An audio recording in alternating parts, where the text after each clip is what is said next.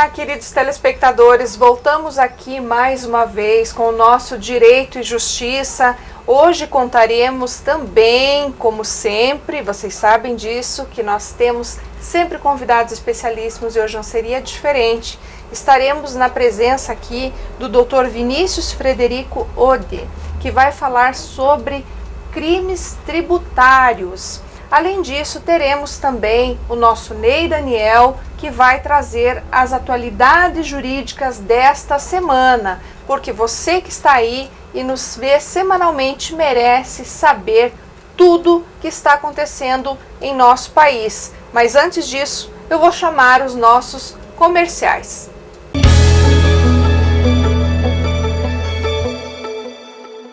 A Domínio Legal Soluções Imobiliárias é uma empresa que possui como objetivo social a gestão imobiliária, no que se inclui a regularização de imóveis.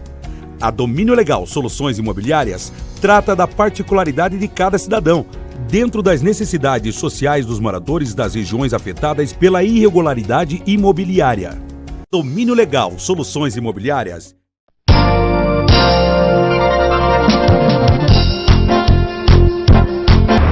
Pensar que mais de 1 milhão de carros no trânsito de Curitiba. Na correria do dia a dia, da escola para casa, da casa para o trabalho, a gente esquece que nesses 1 milhão de carros tem gente dentro. São pessoas de todas as idades, indo, vindo, trabalhando, estudando, passeando, voltando para casa. E as motos? Motoqueiro, são mais de 100 mil pessoas. Ao invés de pensarmos só em carros, motos, máquinas, vamos pensar nas crianças, nos jovens, nos vovôs, nas vovós, trabalhadores, família. Vamos valorizar a vida, a alegria de estarmos vivos. Que tal se, além de respeitar as leis do trânsito, que é o básico, é a obrigação de qualquer motorista, a gente pudesse sorrir? Coisa simples, isso mesmo, sorrir, ao invés de buzinar à toa e ficar nervoso. Pense mesmo. Amo Curitiba, a cidade e você de bem com a vida. Uma campanha para estimular atitudes cidadãs e fazer um ambiente urbano mais humano com mais afeto.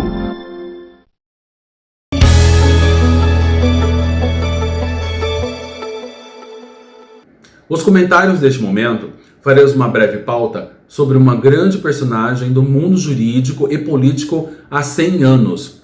Trata-se de Rui Barbosa, que foi uma personalidade de destaque e de importância para a nação brasileira, sendo reconhecido em suas profissões como advogado, jornalista, escritor, político e diplomata. O seu trabalho ainda influencia no mundo jurídico, como nos ensinamentos de várias instituições do país, pois era um dos políticos que mais atuaram pela institucionalização da República no Brasil. Atuou como ministro da Justiça e da Fazenda e concorreu à presidência em 2 ocasiões, mas, muito embora, foi derrotado em ambas. Já em 1907, então vice-presidente do Senado, representou o Brasil na 2ª Conferência da Paz em Haia, sobre os primeiros tratados internacionais sobre leis e crimes de guerra. Rui Barbosa usou sua posição para defender a abolição do trabalho escravizado e defensor de um ensino gratuito, laico e obrigatório no país. Foi um dos grandes incentivadores da criação do Supremo Tribunal Federal, em que este tribunal seria o responsável por controlar os atos tomados pelo Executivo e Judiciário e por garantir os direitos as liberdades da sociedade civil. Estampado na primeira página de vários jornais na época, em sua morte, o advogado era denominado o maior dos brasileiros. Por complicações de saúde, em 1º de março de 1923, em seu leito, apagou-se o sol. Bom, finalizando a pauta dos comentários do nosso programa, por que devemos estudar a história? Os estudiosos, os doutrinadores, os pesquisadores científicos dizem que a história é importante para que não cometemos os mesmos erros do passado, para que tenhamos a oportunidade de organizar o agora e o porvir de modo mais seguro, digno, com respeito ao próximo, e a nossa Carta Magna de 1988, a nossa Constituição, para uma sociedade cada vez mais justa, informada e menos desigual.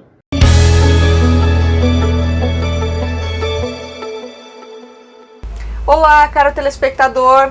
Nós voltamos aqui hoje então com o nosso Direito e Justiça e hoje para falar de um tema que é bastante comum e vocês precisam entender cada vez mais sobre questões que envolvem crimes tributários. E para falar sobre isso hoje, nós estamos aqui com o Dr. Vinícius Frederico Ode. Como vai, Dr. Vinícius? Tudo bem? Boa noite, doutora. É uma honra estar aqui no seu programa e ter a satisfação de responder todas as perguntas que forem necessárias para tirar essas dúvidas realmente de um tema que é muito recorrente e há muita dúvida sobre a questão, até pelas peculiaridades do caso. Exatamente, doutor, e assim são questões que normalmente ali o nosso telespectador ele tem muita dúvida, né? Então por isso que eu sempre falo, e a proposta do programa é justamente essa, a gente conseguir levar para o nosso telespectador essas informações que são tão importantes, mas que nem sempre estão disponíveis, ou quando estão, não são tão palatáveis, né? Não são assim tão acessíveis, né? O grande público muitas vezes fica em dúvida, né? Porque tanta gente falando e nós que somos do direito sabemos, né, que existem divergências doutrinárias, jurisprudenciais e o Dom Bonifácio também gosta de acompanhar, né, as entrevistas não aqui. Não está sonegando tributo. Não está sonegando tributo e ele sempre está presente aqui conosco, até sempre fazendo questão de estar ao lado aqui do convidado, doutor. Então, já vá se acostumando aqui com o Bonifácio, que ele é velho conhecido do nosso público já. Claro, doutor. Doutor, bom, você aqui tem um currículo muito importante, né? É formado pelo Centro Universitário Curitiba, né? Somos egressos da mesma casa, da mesma instituição. Então isso também me anima muito, saber que eu tenho um colega aqui que sentou nos mesmos bancos acadêmicos que eu, Com né? certeza. E isso é muito importante porque a gente sabe, né, o quão importante é tradicionalmente, né, a Unicuritiba, né, o Centro Universitário Curitiba, então que foi uma das primeiras instituições, inclusive a primeira instituição a oferecer ensino noturno, né? Isso lá nos anos, né? Lá quando foi o que, 60, quase 70 anos atrás. No campus perto da Rui Barbosa. Ali. Isso, exatamente, né? Então a gente tem esse orgulho, né, de ser ali filho do Unicuritiba, então, né, doutor? Com certeza, doutora. Que maravilha. E pelo que eu vi também, quando você concluiu o seu curso, você fez aí uma monografia voltada justamente às questões envolvendo crimes que tenham aí essa questão da insignificância, do princípio da insignificância, né? Isso, justamente sobre a aplicação do princípio da insignificância em crimes tributários. Inclusive, consegui publicar esse artigo, né, na revista da faculdade. E depois, o tema da especialização também em Direito Penal Econômico foi nessa área. Mas, incrivelmente, eu mudei essa forma de abordagem.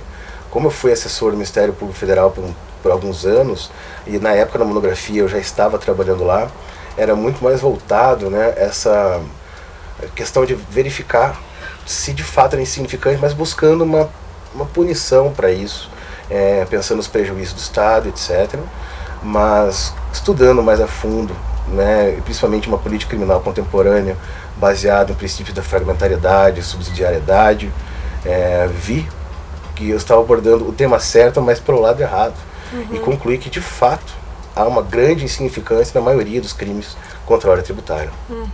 E quando a gente fala em insignificância, né, tem muita polêmica hoje em dia, o nosso público sabe disso, porque a gente fala muito, né, em algumas questões aí que estão circulando na internet, que fala, inclusive aqui eu vou falar em termos assim, expressões mais populares, até para o nosso público entender, tá, doutor?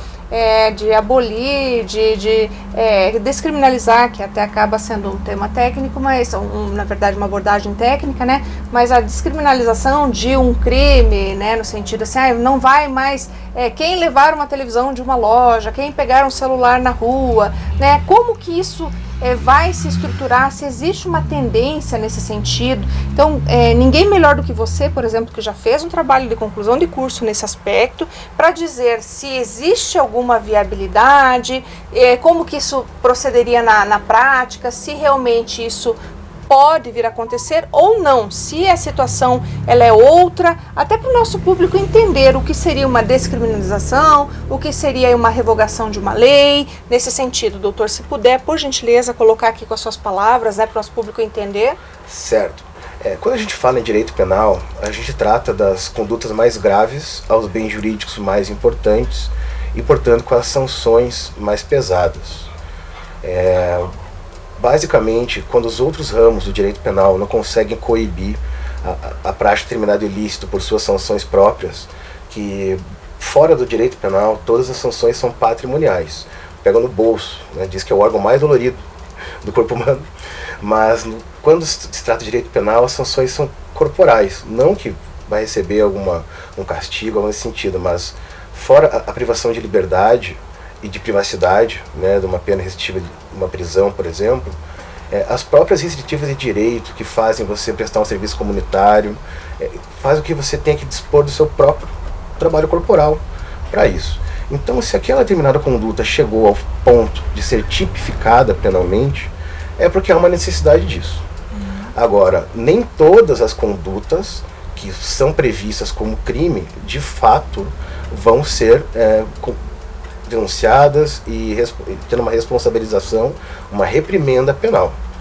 Por exemplo, nos crimes tributários, há um entendimento de que tributos até R$10.000 não seriam significantes ao ponto de merecer uma reprimenda penal. Porque a própria lei tributária prevê que até esse valor o fisco não é obrigado a executar. Então, se não é importante ao fisco, também não, o direito tributário também não deve ser importante ao direito penal. Mas existem outros casos, né, delitos de menor potencial ofensivo, vai deixar de ser crime pequenos furtos, algo nesse sentido, como a doutora falou. Não há necessidade alguma e também há impossibilidade mesmo, não vejo como atualmente serem revogados alguns delitos nesse sentido, porque o juiz, na análise do caso concreto, ele vai analisar todas as circunstâncias do delito para verificar se aquela conduta de fato se amolda àquela previsão penal. E mais que se amoldar, que seria uma tipicidade formal, se ela causa uma lesão suficiente, né, a merecer uma reprimenda penal. Então, não há uma necessidade de revogação de lei, não há uma necessidade de criação de outros tipos penais nesse sentido para os crimes que já são previstos no Código Penal, porque o juiz, no caso concreto, sempre vai fazer essa análise. Então, os crimes que realmente não merecerem uma punição criminal, quem vai decidir é o juiz e não o legislador, nesse sentido. Porque o juiz vai ter contato com as provas, né, com as partes, então ele, no caso concreto, que tenha o poder dessa decisão. Entendi, porque por si só, então, né, se a gente for para pensar no caso, nós já temos um princípio que é o princípio da insignificância, né? Que será aplicado, no caso concreto, a depender do julgamento do juiz. Exatamente, certo? Após uma instrução processual, após a colheita de provas, né, após toda uma análise do caso concreto, a ver, né, e aí chega essa cognição exauriente do magistrado, se merece ou não a sanção. Agora, revogar qualquer tipo penal e deixar que isso passe ao crivo do contraditório, da ampla defesa e da apreciação judicial, é o princípio do juiz natural, aí não vejo como isso aconteça. Entendi, então por isso que quando a gente fala sobre essas questões, pessoal, justamente para que vocês aí consigam compreender, né, porque muito se ouve falar, mas vai criar uma lei para abolir, e daí simplesmente qualquer um pode entrar na minha casa e pode aí levar uma televisão, enfim, não existe uma intenção nesse sentido, né? O que existe, que a gente está comentando aqui, é a possibilidade de que o juiz, então, no caso concreto, possa aferir se aquele crime, se aquela questão, né, aquele delito que foi praticado ali, se ele se amolda ou não a essa possibilidade de aplicação do princípio, né, que é o princípio da insignificância. Então, em tese, isso já existe, né, qualquer situação que venha além disso vai estar aí somente falando mais do mesmo, se for para pensar, né, aquela questão do fringir dos ovos, né, doutor? Exatamente, e além do próprio juiz que faz essa análise, há o controle do Ministério Público, que verificando essa tipicidade, pode até deixar de oferecer uma denúncia, pode mandar arquivar uma investigação do próprio delegado de polícia, que pode deixar de abrir um inquérito policial, de extrair uma portaria para uma investigação, para algo que não tem nenhuma relevância penal. Entendi, não, perfeito. Isso é o que a gente precisa saber aqui, até mesmo para o nosso público. Mas a gente sabe também, né, doutor, que como você já bem ponderou aqui conosco, a aplicação e o que você mais estuda, o objeto do seu estudo, é justamente o crime tributário, ou os crimes tributários, né? Então, nesse sentido, até você comentou aqui da questão de R$10.000 ali, se for importante para o fisco, nesse caso talvez não seja, então também não seria importante para o direito penal, né? Mas o que seria, quando a gente pensa, por exemplo, em crimes assim, o que seria um crime tributário, que seria efetivamente uma sonegação fiscal? Certo. Os crimes tributários, mais especificamente os crimes contra a ordem tributária, estão previstos na Lei 8137 de 90, nos artigos 1º a 3º. O terceiro trata basicamente das condutas e sanções ao funcionário público, que deveria fiscalizar e praticar alguma omissão ou uma ação nesse sentido. O artigo 2º seria os meios praticados para atingir aquela supressão indevida do tributo. E o artigo 1º trata exatamente da sonegação fiscal, a evasão fiscal, né? Existe uma diferença aqui entre a elisão fiscal, que é simplesmente utilizar-se das brechas legais tributárias para conseguir deixar de pagar algum tributo, mas de uma forma legal, né? Um planejamento tributário pode causar isso. E existe a evasão, que é quando você deixa de pagar algum tributo por meio de uma fraude, um artifício ardil, induzir em erro a receita. Então, nem todo mundo que deixa de pagar o imposto pratica uma sonegação.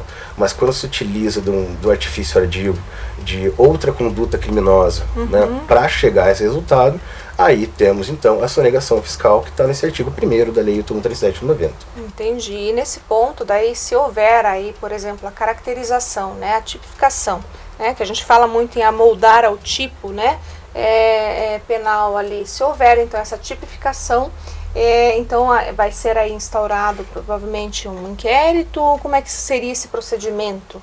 Nesse caso temos um procedimento um pouco diverso, peculiar. Por quê? A constituição definitiva do crédito, a inscrição daquela dívida, né, em dívida ativa, é o que vai caracterizar a tipificação do delito.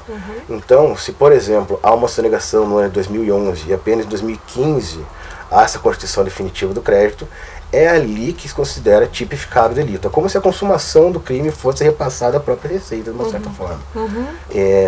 Então, esse procedimento administrativo fiscal é remetido ao Ministério Público e, geralmente, a maioria dos casos, é diretamente oferecida uma denúncia, com base simplesmente naqueles elementos colhidos naquela fase administrativa. Fala-se na administrativização do direito penal.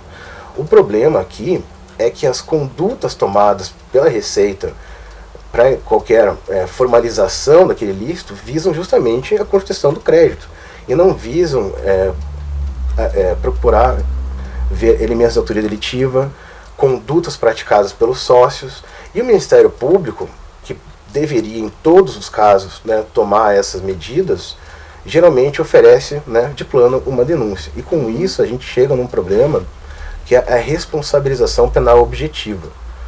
O sócio, por ser sócio, acaba respondendo pela sonegação fiscal que ele nunca soube, que nunca teve um poder de decisão e gerência, e mesmo aquele sócio que tem esse poder, acaba terceirizando esse serviço, acaba contratando um profissional especializado. Exatamente, o contador, né, normalmente, que é quem faz, né, a empresa de contabilidade, o escritório, né? Exatamente, até pela expertise a questão. É difícil mexer com tributo, até porque temos mais de 30 mil normas tributárias em vigor.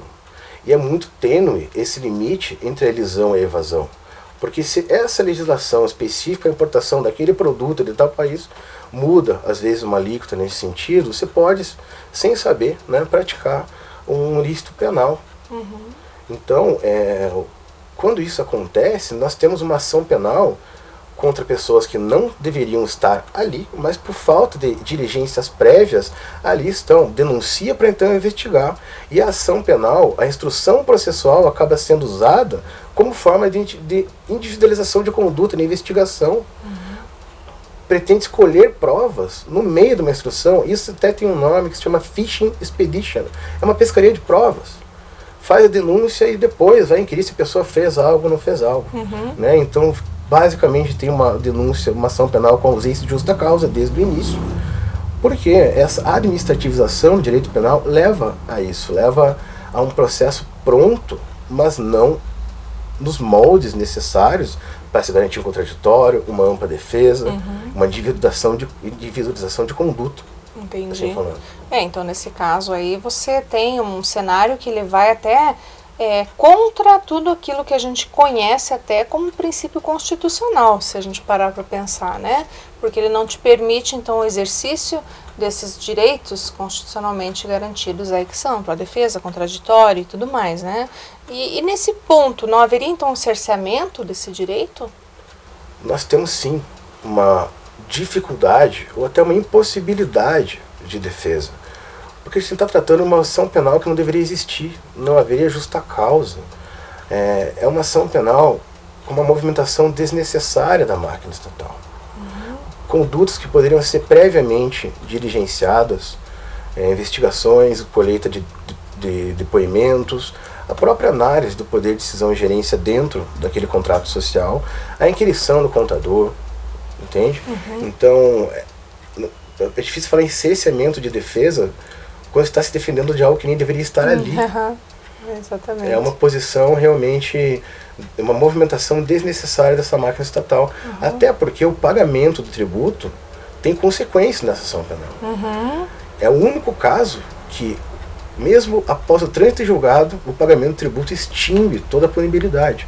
Então, doutor, quando a gente fala, por exemplo, da extinção da punibilidade diante do pagamento, que até é algo bem interessante, né? Porque a gente estava falando aqui de cerceamento de direito de defesa, até você comentou que esse processo, né, esse procedimento todo não deveria nem existir, né? Mas a máquina foi acionada e uma vez acionada, né, a gente então tem que dar conta disso, né, a partir de uma situação, por exemplo. Então, eu tenho lá um processo que foi aberto em razão de uma possível sonegação, mas eu, diante desta situação, eu vou e quito esse débito, né? O que acontece então nesse momento? Porque não foram apurados devidamente todos os pontos, todos os fatos, a máquina foi movimentada. E qual é a consequência disso? A consequência disso é que os crimes tributários acabam sendo uma execução forçada da dívida tributária pelo perigo, pela ameaça de prisão, de uma privação de liberdade, qualquer sanção criminal. Até o recebimento da denúncia, o pagamento ou parcelamento da dívida suspende a ação penal.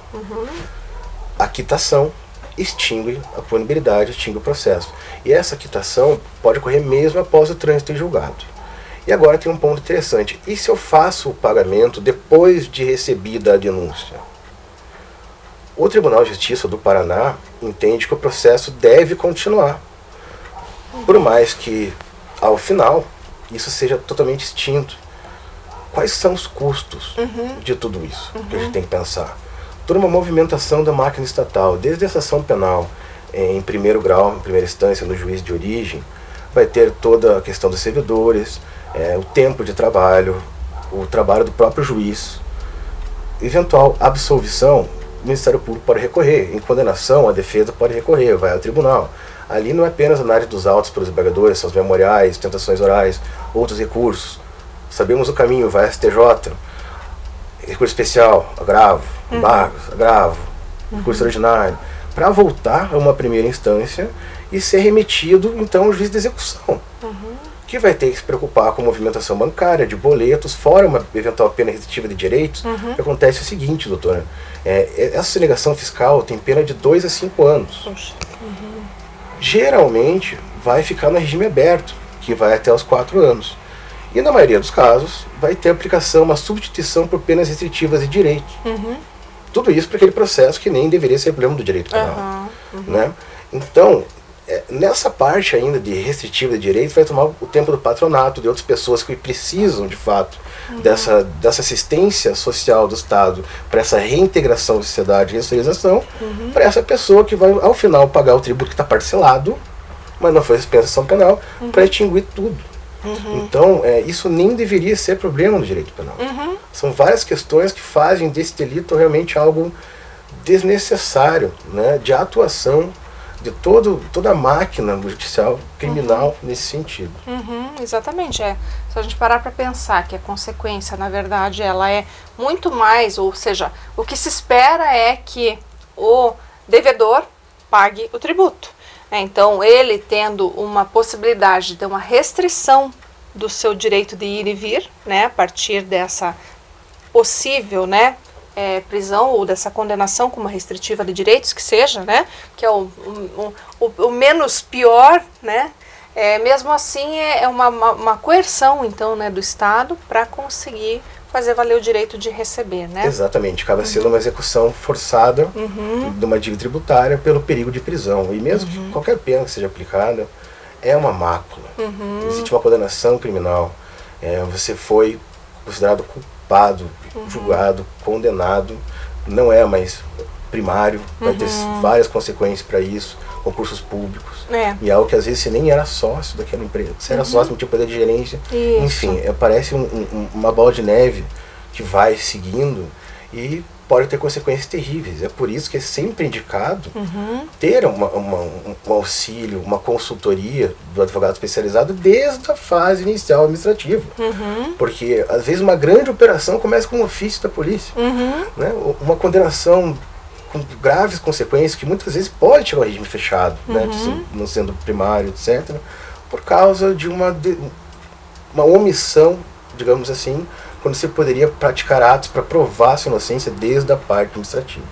Ou seja, não postergar nunca, né, gente? É isso que o Dr. Vinícius está querendo até, né, colocar, né, aqui para nós, porque muitas vezes, quando o advogado é procurado, o problema já se agigantou.